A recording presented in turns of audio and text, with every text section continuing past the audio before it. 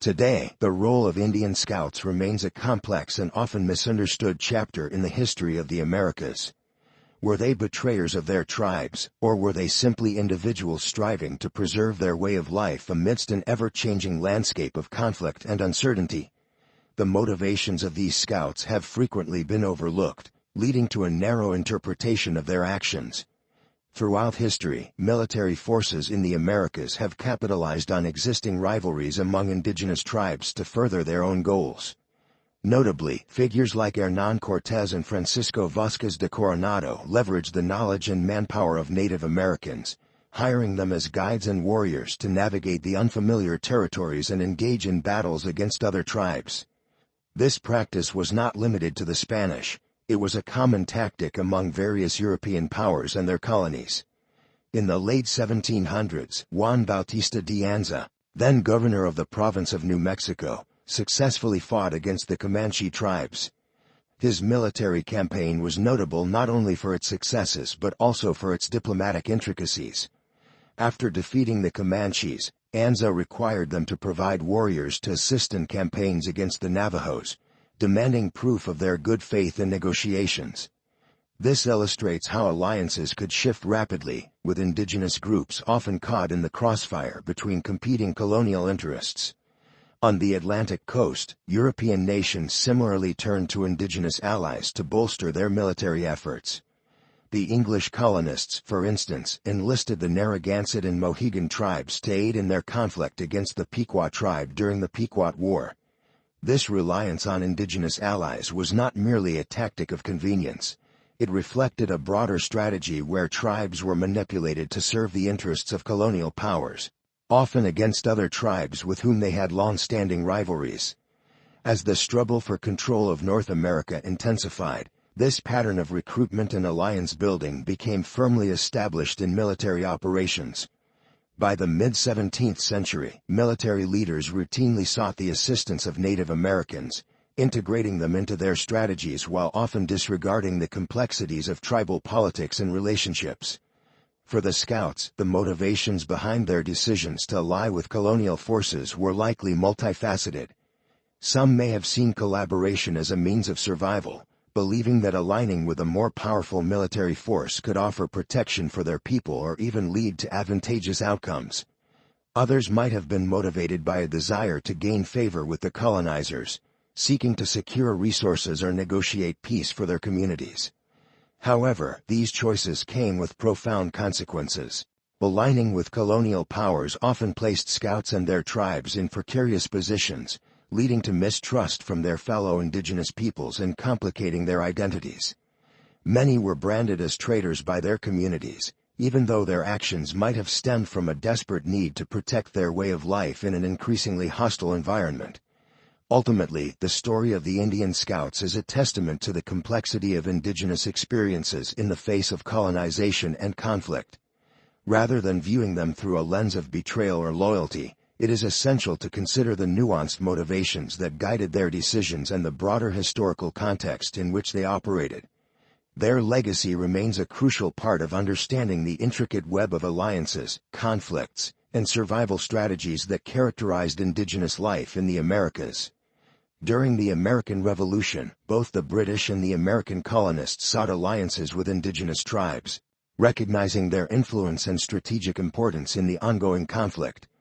The motivations for these alliances were complex and varied, with tribes often weighing the benefits of aligning with one side or the other based on their own interests and historical rivalries. This pattern of alliance building continued into the Civil War, where both the North and the South similarly recruited Indian allies, underscoring the significant role that indigenous peoples played in shaping the dynamics of American history.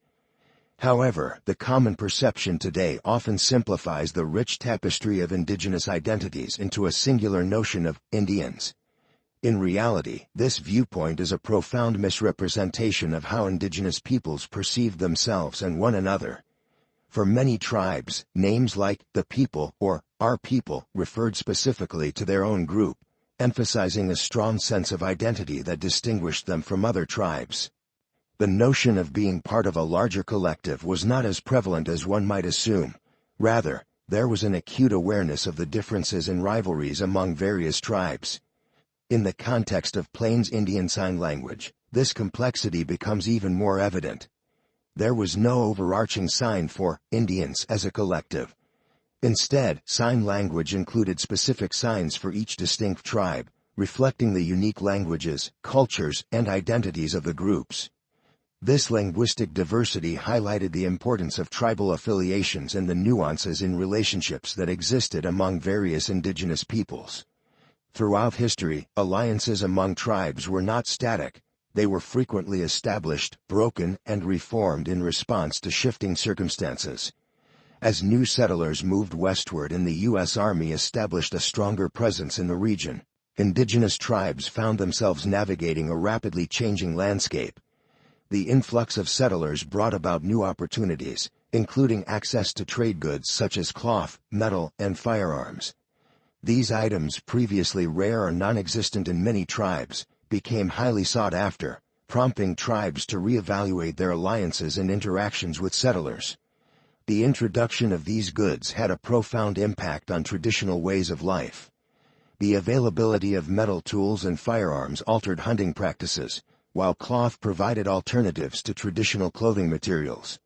Such changes had significant ramifications for tribal economies, lifestyles, and social structures.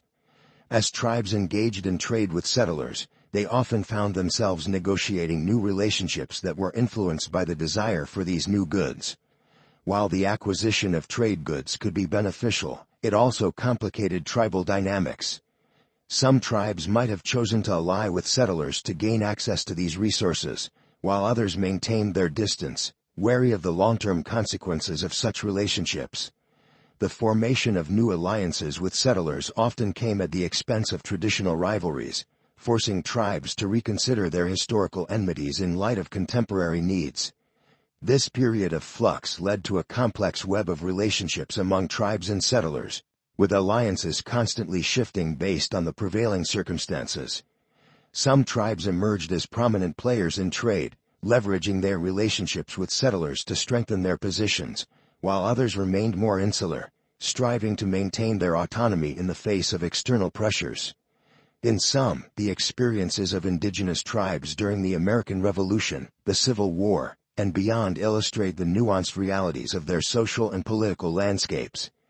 They were not merely passive actors in the face of colonial expansion but active participants who made calculated decisions based on their unique circumstances.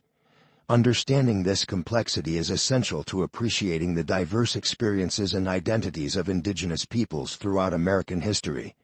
As modern society seeks to reconcile these narratives, it is vital to honor the distinct histories and identities of each tribe, recognizing their agency and the intricate dynamics that have shaped their relationships with one another and with external forces. The establishment of alliances often served as a significant economic boost for indigenous tribes, fundamentally transforming their way of life. One of the most notable shifts occurred with the introduction of horses by the Spanish, which rapidly became indispensable in various aspects of Indian life, from warfare to trade and everyday activities. The horse revolutionized mobility, enabling tribes to hunt more effectively, travel greater distances, and engage in intertribal warfare with newfound agility. In many tribal cultures, stealing horses was not merely an act of theft, it was also a demonstration of bravery and prowess. Successfully raiding another tribe for their horses showcased a warrior's courage and skill, elevating their status within the community. This practice became economically essential as well, as horses could be traded or used to enhance the tribe's wealth and mobility. The army recognized the strategic importance of horses in these dynamics. When soldiers captured horses during military operations or raids, they often distributed these animals to their scouts, further solidifying the military's role as a crucial ally to the tribes. This practice not only helped the army in its operations but also fostered a sense of dependency on these new alliances. However, the landscape changed dramatically following the Civil War, as vast numbers of settlers moved westward, seeking new opportunities in fertile land. Conflicts between these newcomers and indigenous tribes intensified. Farmers, ranchers, and miners, motivated by the promise of prosperity, increasingly found themselves in opposition to the tribes that had long inhabited these lands. The perception of indigenous peoples shifted among settlers, often casting them as obstacles to progress and civilization. In response to the escalating tensions and violence, the U.S. Army established a series of military posts stretching from the Mississippi River to the Pacific coast. These forts served multiple purposes. They were intended to protect settlers from Indian raids, secure transportation routes, and exert military control over vast territories. The presence of these posts reflected the government's commitment to asserting its authority over the West and facilitating the settlement process. The Indian style of warfare, characterized by its hit-and-run tactics, was a direct response to the changing dynamics of conflict. Rather than engaging in large-scale battles, tribes often sought to exploit tactical advantages in skirmishes. This approach involved carefully assessing the battlefield, striking swiftly at vulnerable targets, and then retreating before the enemy could mount a counterattack. This guerrilla-style warfare allowed indigenous groups to leverage their knowledge of the terrain and mobility to their advantage against a more structured and conventional military force. As the Army established its presence, indigenous warriors adapted their strategies accordingly. They utilized the element of surprise and their intimate understanding of the land to launch effective raids against Army supply lines and settlements. These tactics not only demonstrated their resilience but also highlighted the complexities of indigenous warfare in a rapidly changing environment. The growing military presence and the increasing demands of settlers put tremendous pressure on indigenous tribes, forcing them to navigate a precarious balance between their traditional ways of life and the encroaching forces of colonization. The relationships formed with the Army were often fraught with tension, as tribes sought to protect their sovereignty while simultaneously negotiating for survival in a world that was increasingly hostile to their existence. Despite these challenges, many tribes continued to rely on the economic and military advantages that came with alliances. The ongoing struggle for resources and land shaped the strategies and decisions of both indigenous peoples and settlers alike. The horse, once a symbol of indigenous strength and independence, also became a point of contention as it facilitated both trade and conflict in this new era. In conclusion, the complex interplay between alliances, economic necessities, and the realities of westward expansion fundamentally altered the landscape of indigenous life in North America. The introduction of horses and the evolution of warfare tactics reflected broader changes in tribal economies and social structures, as tribes adapted to the challenges posed by settlers and the U.S. military. As these dynamics continued to unfold, the legacies of these alliances would leave lasting impacts on indigenous cultures, their relationships with one another, and their engagements with external forces throughout the history of the American West. The tactics employed by indigenous warriors in their conflicts with the U.S. Army emphasized several key elements: surprise, mobility, individual action, and a deep understanding of the terrain. These characteristics made them formidable adversaries, often challenging the conventional military strategies employed by their opponents. Their ability to strike unexpectedly and then vanish into the landscape forced the Army to adapt its tactics and rethink its approach to warfare in the West. One significant way the Army sought to improve its effectiveness against indigenous groups was by enlisting Indian scouts. These scouts, often familiar with the local geography and tribal customs, greatly enhanced the Army's ability to track and apprehend indigenous warriors. However, there was considerable debate within the military regarding the reliability of these scouts. Despite varying opinions, many officers who were directly involved in campaigns recognized the invaluable insights and advantages that Indian scouts brought to military operations. Prominent military leaders like General Philip Sheridan and General George Crook often found themselves at odds over the utilization of Indian scouts. Sheridan tended to be skeptical of their reliability, while Crook firmly believed that the best way to subdue indigenous groups was to employ scouts who were part of those very communities. Crook championed the integration of scouts into military operations, arguing that they offered a unique understanding of both the terrain and the cultural dynamics at play. He was particularly inclined to recruit scouts from tribes that had recently been placed on reservations, as they were often motivated to prove their loyalty to the U.S. government while retaining some semblance of their traditional lifestyles. Becoming a scout allowed many warriors to maintain a connection to their cultural heritage while adapting to the changing circumstances around them. This role not only provided a way to sustain their identity but also offered practical benefits. Remarkably, the Indian Scouts often had a lower desertion rate than their regular Army counterparts, a testament to their commitment to the roles they assumed and their strategic importance in the conflict. Under Crook's leadership, Indian Scouts emerged as one of the most effective fighting forces within the Army. Their intimate knowledge of the land, combined with their agile and adaptive combat techniques, significantly shifted the balance of power in many engagements. In Arizona, for example, the first regular Army Scouts were recruited from the Sibique Apaches at Fort Apache in 1871. These Scouts played a crucial role in numerous campaigns, helping the Army navigate the complexities of warfare in a region characterized by harsh terrain and diverse indigenous populations. The recruitment of indigenous scouts reflected broader shifts in military strategy during this period. As the Army faced increasing resistance from indigenous groups, the need for local knowledge and expertise became paramount. Indian Scouts were not only invaluable in tracking enemy movements but also served as cultural intermediaries, bridging the gap between the Army and indigenous communities. Their unique perspectives and experiences enabled the military to engage more effectively with local populations, which was crucial in a rapidly changing landscape. However, the use of Indian Scouts also raised ethical and moral questions. Many Scouts were caught in a precarious position, straddling two worlds: their allegiance to their tribes and the demands of the U.S. military.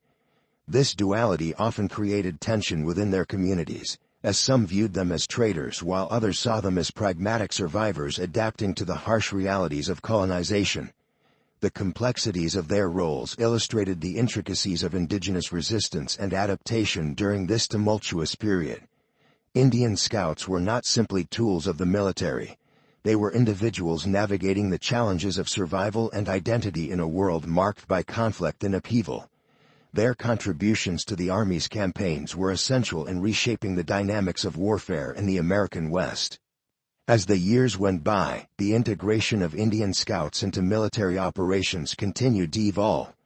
Their experiences and knowledge remained critical as the Army sought to assert control over vast territories and confront the ongoing resistance of indigenous peoples.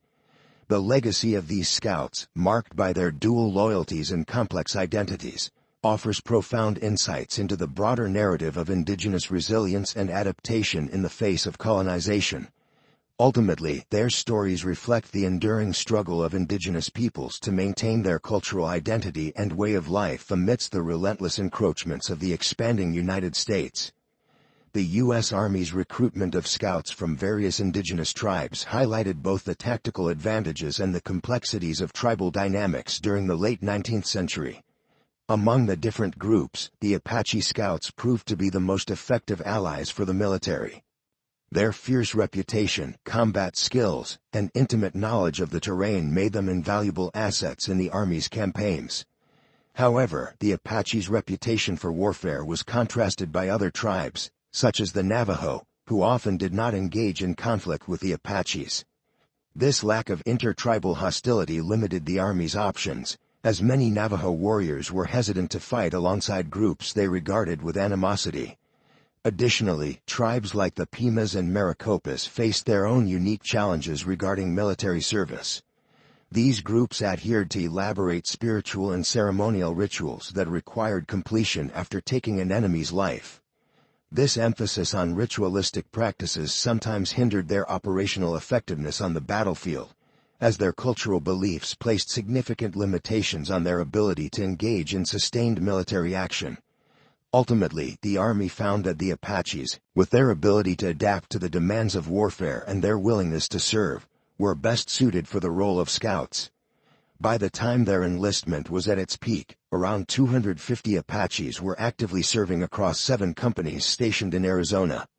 Despite the crucial role that scouts played in military operations, the overall Indian policy of the U.S. government was not dictated by the Army. The military had limited influence over the fate of tribes once they were forcibly placed on reservations. Many Army officers recognized that the policies enacted by the government often created more problems than they solved. They understood that the frequent relocation of tribes led to instability, discontent, and increased tensions between the indigenous populations and the military. The repeated upheavals caused frustration among the tribes, who often grew weary of the relentless demands for relocation. As a result, many tribes would abandon their reservations and revert to a nomadic lifestyle, leading to a resurgence of raiding activities. This created additional complications for the Army, which was tasked with maintaining order and control over these populations. While the Army's primary objective was to contain and pacify the indigenous peoples, many officers believed that once tribes were established on reservations and ceased their hostilities, they should be allowed a degree of autonomy and self-governance. However, this ideal often clashed with the reality of federal policies that sought to impose greater control over the tribes. Peaceful groups found themselves forcibly removed from their lands under government mandates, further exacerbating existing tensions and igniting conflicts. The persistent movement of tribes disrupted their social structures, cultural practices, and economic stability, leading to a cycle of resistance and retribution. In many cases, the government's approach to Indian affairs was marked by a paternalistic attitude that viewed indigenous peoples as wards in need of guidance. This philosophy ignored the rich cultural identities and sovereignty of the tribes, undermining their capacity for self-determination.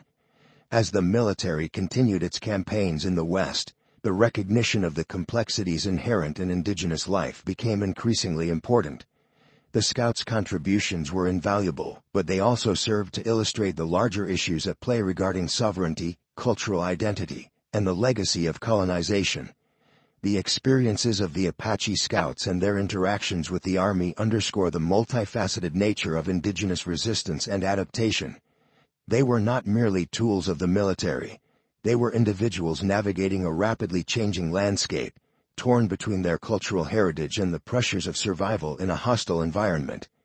Their participation in the military reflected broader themes of agency, choice, and the complexities of alliances formed under duress. The Army's policy decisions, informed by a mix of military necessity and misguided ideology, had lasting repercussions for the tribes involved. The consequences of these decisions often rippled through communities, affecting their social structures, cultural practices, and relationships with neighboring tribes. As the U.S. Army sought to control indigenous populations, the need for a nuanced understanding of tribal dynamics and histories became increasingly crucial. Ultimately, the interactions between the Army and indigenous scouts exemplify a period marked by conflict, negotiation, and the struggle for identity amidst the encroachments of colonization. The Apaches and other tribes were forced to adapt to a new reality, often at great cost to their traditional ways of life. Their legacies, marked by resilience and resistance, continue to resonate in contemporary discussions about indigenous rights, sovereignty, and the ongoing impacts of historical injustices.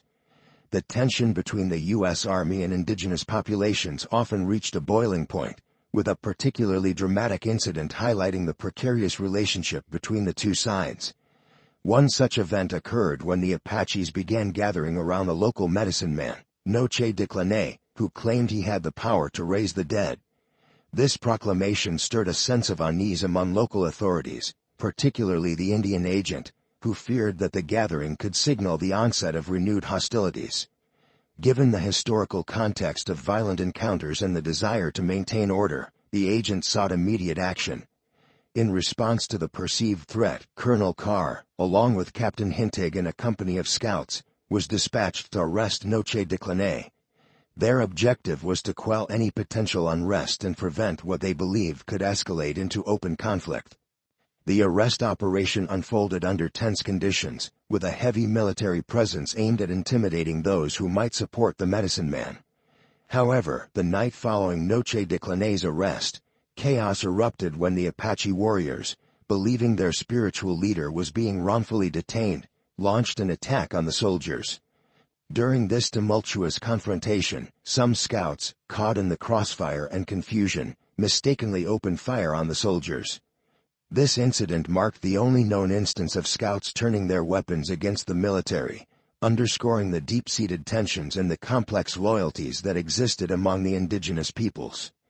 The atmosphere of mistrust and fear had reached a critical point, resulting in tragic consequences. Following the fray, the scouts who had fired upon the soldiers surrendered or were apprehended. They faced military courts where the judicial proceedings were swift and, for many, harsh. Some scouts were convicted and sentenced to prison, with several sent to the notorious Alcatraz Island, known for housing some of the most difficult prisoners. Among those tried, 3 scouts received the death penalty and were hanged, a decision that sparked significant controversy within the military ranks. A number of officers, including Colonel Carr himself, publicly protested the hangings. They argued that the circumstances surrounding the incident were complex and did not warrant such extreme punishment. These officers pointed out that the chaos of the night, combined with the emotional turmoil surrounding the arrest of a respected figure within the Apache community, should have been taken into account. They felt that the military's judicial process was fundamentally flawed, emphasizing the need for a more just and thorough examination of the events leading up to the incident. This episode reflects the broader themes of misunderstanding and miscommunication between the U.S. military and indigenous groups. The Army's use of force often exacerbated tensions rather than alleviating them, resulting in a cycle of violence that was difficult to break. Many indigenous individuals, including the scouts who fought for the military, found themselves caught between their cultural loyalties and the demands of an occupying force. The fallout from the hangings was profound, leaving scars within the Apache community and contributing to a growing distrust of the military and government officials. This event not only highlighted the fragile alliances between the Army and indigenous scouts but also underscored the broader narrative of colonization, where indigenous voices and perspectives were often marginalized or ignored. The scouts, who had initially enlisted to serve their people and protect their way of life, found themselves on trial for their actions, embodying the complex and often tragic choices faced by indigenous peoples during this tumultuous period. The legacy of this incident continued to resonate, influencing how both the military and indigenous groups navigated their relationships moving forward. While the Apaches faced severe consequences, the military's failure to adequately address the root causes of discontent only fueled further animosity. This episode stands as a stark reminder of the intricate dynamics at play, emphasizing the need for understanding, empathy, and respect for the rich cultural heritage of indigenous peoples, even amidst the backdrop of conflict and struggle. Ultimately, the interactions between the military and the indigenous scouts reveal the profound complexities of loyalty, identity, and survival in a rapidly changing world. The decisions made by both sides were often informed by a blend of fear, misunderstanding, and the harsh realities of life in the late 19th century.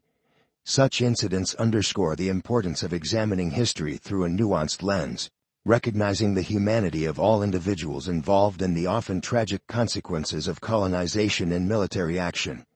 Despite the protests against the harsh punishments handed down to the scouts involved in the incident with Noche de Clanay, their appeals for clemency were ultimately denied. This episode left a lasting impact on how many officers viewed the scouts, yet it did not diminish their importance within the U.S. Army. In fact, the scouts had become integral to military operations in the Southwest, and their unique knowledge of the terrain and cultural insights made them invaluable assets. General George Crook, a key military figure during this period, had an unwavering faith in the abilities of the scouts. His confidence in their skills led him to utilize them in independent operations, a strategy that reflected the trust he placed in their capabilities. This approach allowed the Army to conduct more effective campaigns, as the scouts provided crucial intelligence and reconnaissance. Between 1860 and 1890, the significance of these scouts was further underscored when 14 of them were awarded the Medal of Honor for valor in action.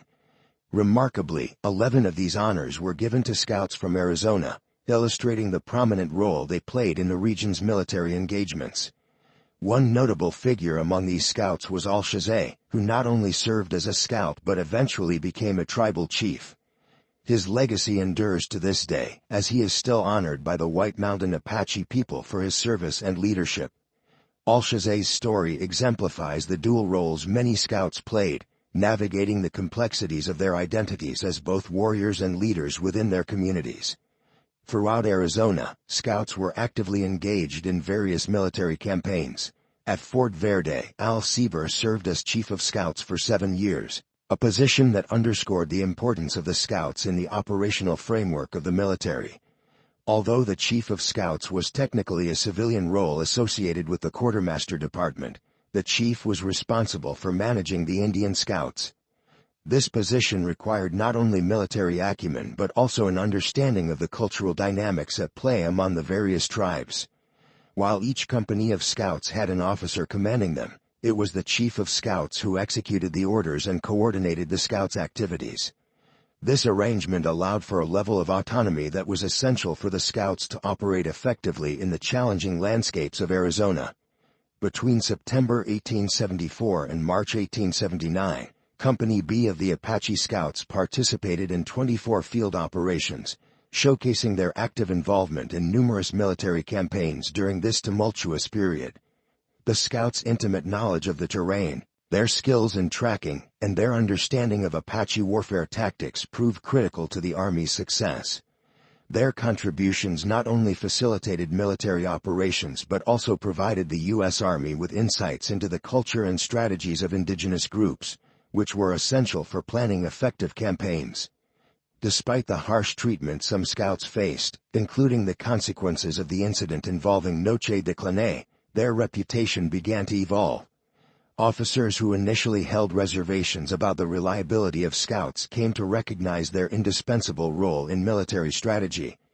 The experiences of these Scouts, often marked by bravery and resilience, contributed to a complex narrative of indigenous involvement in the U.S. military.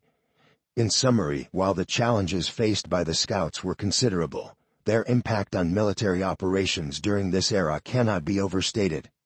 The evolution of their role within the Army reflected a growing understanding of their capabilities and contributions. As Scouts like Al-Shazay and Al-Sieber navigated the complexities of their dual identities, they forged a legacy that would resonate through the annals of both military and indigenous history, shaping perceptions of bravery, loyalty, and cultural resilience in the face of profound change. The Indian Scouts demonstrated a remarkable capacity for independent action during military campaigns, engaging in combat 17 times, resulting in the deaths of 115 indigenous warriors and the capture of 122. Their effectiveness in the field stemmed from their unique approach to warfare, which often diverged sharply from traditional military routines. Unlike regular soldiers, the Scouts placed little value on the rigorous drilling and marching that characterized Army life, viewing these activities as superfluous exercises devoid of practical application in the heat of battle. Instead, the Scouts relied on their instincts and individual judgment when it came to engaging in combat. Their willingness to fight was not dictated by orders or rigid protocols but was instead a personal choice made in the heat of the moment. This flexibility allowed them to adapt quickly to changing circumstances on the battlefield, an asset that regular Army formations struggled to replicate. During campaigns, the Scouts frequently operated in small groups of 2 or 3, a strategy that enhanced their ability to navigate the challenging terrain and conduct reconnaissance. This approach not only increased their effectiveness in gathering intelligence but also allowed them to strike quickly and then disappear into the landscape before the enemy could mount a counterattack. The Army recognized the advantages of this method and began to adapt its strategies accordingly, learning to embrace the Scouts' unconventional tactics. Lieutenant Marion Mouse, who served alongside these Scouts, observed this dynamic shift within the military ranks. He noted that the Army's adaptation to the Scout style of warfare was essential for operational success. By embracing the Scouts' preference for mobility and independent action, Army officers were able to capitalize on their unique skills, enhancing the overall effectiveness of military campaigns against indigenous groups. This partnership between the Scouts and the Army not only improved combat effectiveness but also fostered a deeper understanding of the complexities of indigenous warfare. The Scouts' knowledge of the land, their familiarity with local tribes, and their ability to navigate the often volatile dynamics of intertribal relationships made them invaluable assets. Their independent spirit and operational style left a lasting imprint on the strategies employed by the U.S. Army during this tumultuous period, paving the way for future engagements that would continue to evolve in response to the realities of warfare in the American West. The dynamics of military operations with Indian Scouts revealed a fundamental truth. It was neither practical nor advisable to march them in formation like traditional soldiers or to exert control over them in the same manner. The Scouts possessed a unique and highly effective system of advanced guards and flankers that was integral to their operational success. This system allowed them to cover vast areas while remaining vigilant against potential threats. As soon as the command settled into camp, the Scouts swiftly and silently established outposts, guarding every possible approach. This process occurred seamlessly and without any overt commands. The Scouts operated with an innate understanding of their roles and responsibilities. Their ability to set up these defensive positions quietly ensured that the unit could maintain a tactical advantage over any adversaries, providing a crucial layer of security. Recognizing the effectiveness of this approach, Army leaders learned the importance of allowing the Scouts to operate in their own manner. Rather than imposing rigid military protocols, officers adopted a more flexible leadership style, fostering an environment where the Scouts could thrive. This required a nuanced understanding of their habits, customs, and tactics. By exercising tact and observing the Scouts' preferences, Army personnel were able to maintain order within the unit while benefiting from the Scouts' expertise. This cooperative relationship not only enhanced the effectiveness of military operations but also emphasized the necessity of adaptability in the field.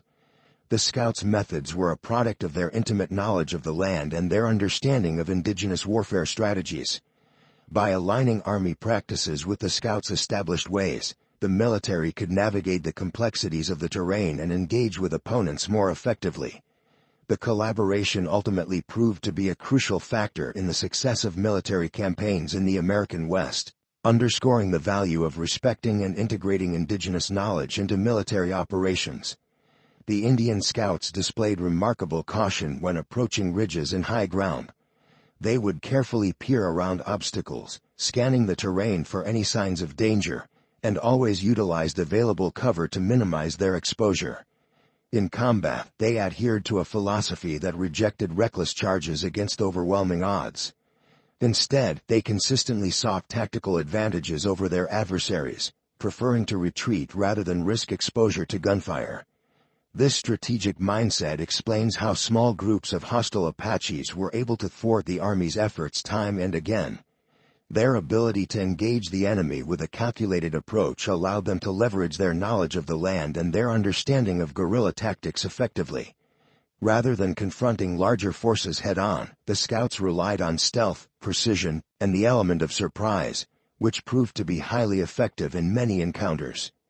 This calculated approach to warfare not only highlighted their skills as fighters but also underscored the challenges the Army faced in combating such elusive and resourceful opponents.